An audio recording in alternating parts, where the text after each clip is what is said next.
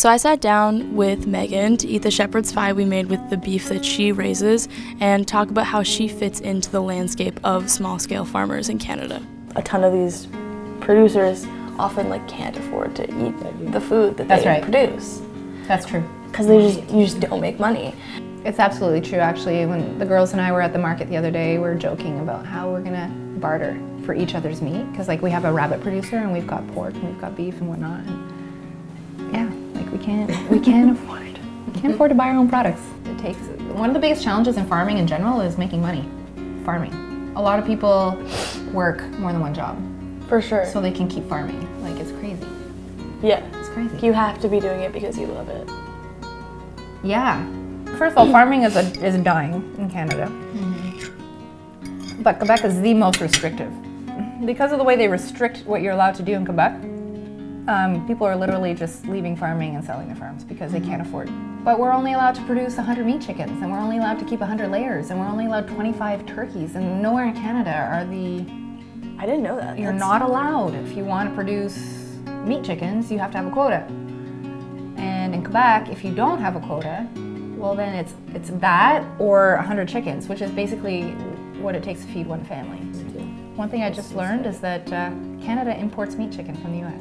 That's insanity. So so much land? Yeah, it's ridiculous. So we've got these giants, we're talking about 10, 20, 40, I don't know how many thousands of birds, tens of thousands of birds on single farms. And we're still not producing enough chicken for our market.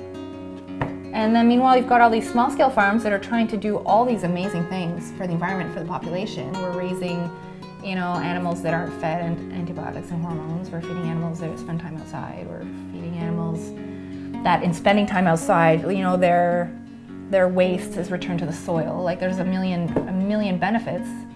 We're willing to do that extra work, but we're not allowed.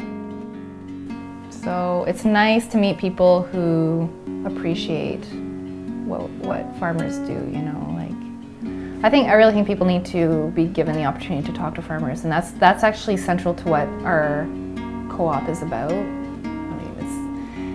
It's to help us all survive as businesses, but we're all dedicated to working with the public and building that rapport. And that's the other thing, is that people seem to want and seek out that personal relationship with the people who are growing their food, and it makes it more meaningful for them and for us, I think. The more people, are informed and interested and willing to dedicate a larger portion of their budget to healthy food, that's major. And that's one of the things that we struggle with in educating people, is that you've got this amount of money to spend on food, and people will go to the grocery store and buy chips and soft drink and candy bars. And then they don't want to pay $6 for a dozen organic eggs. They just spent almost $2 on a chocolate bar and another $2-something on soft drink. Yeah, that's true. Yeah. And I'm you're up to $6? Yeah. And your health is down how many notches? I think I just want people to care more about where their food comes from.